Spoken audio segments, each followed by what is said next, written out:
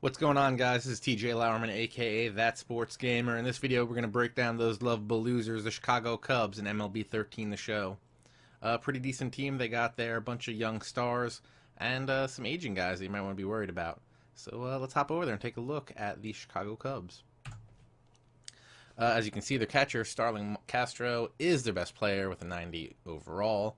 And Matt Garza, who's currently injured, which is why he's in Class A on this Operation Sports V2 roster. Let's take a look at the whole starting rotation. Matt Garza, Jeff Samardzija, Scott Baker, Edwin Jackson, Travis Wood, and then usually I have Carlos Villanueva and Scott Feldman as my long relievers. I'm actually using this team in my true 162, where I'm playing every single game of a franchise. And actually, Samardzija and I think it's Edwin Jackson and Garza are all really terrible for me, but Scott Baker is tearing it up.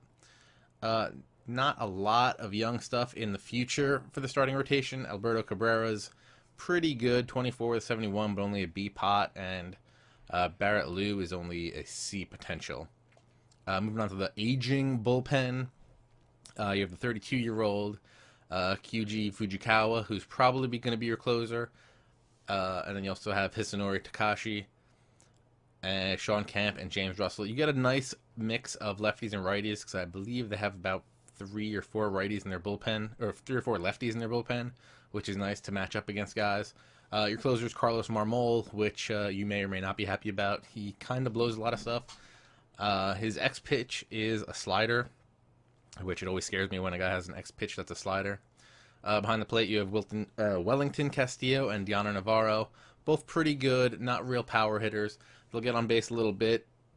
Navarro's a switch hitter.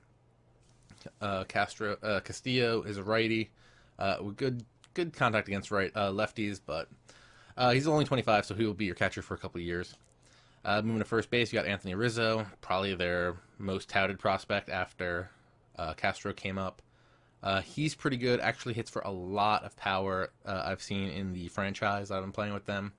As you can see, he's got good contact against righties and pretty decent power across the board. Second base, Darwin Barney, pretty decent guy.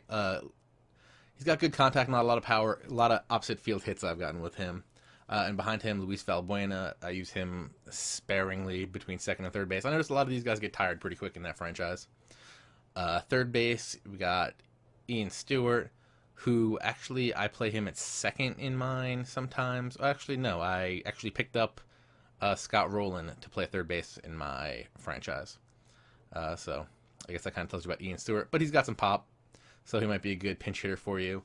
And also you have Josh Vitters behind him, who's going to be the 62 with an A-pot. I mean, pretty decent. He's supposed to be a good prospect. So is Junior Lake, but they're not really getting that love in these rosters.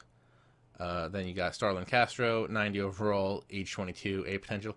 Funny, good contact really good contact numbers, not that great of power. I actually haven't hit a home run in about 20 games with him in the franchise, so I'm not expecting much out of him, but he is way fast. I think he might be leading the league in steals in that franchise.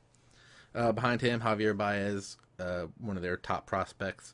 And also you got, what's this guy's name? Alcantara. He's supposed to be pretty good for them, but not really going to be worth it for you in these games. Left field, you have Alfonso Soriano. They got B.S. Lillibridge. Soriano's decent, some good power numbers, good contact numbers. Pretty clutch, I've noticed, in the franchise. Darnell McDonald, he's all right.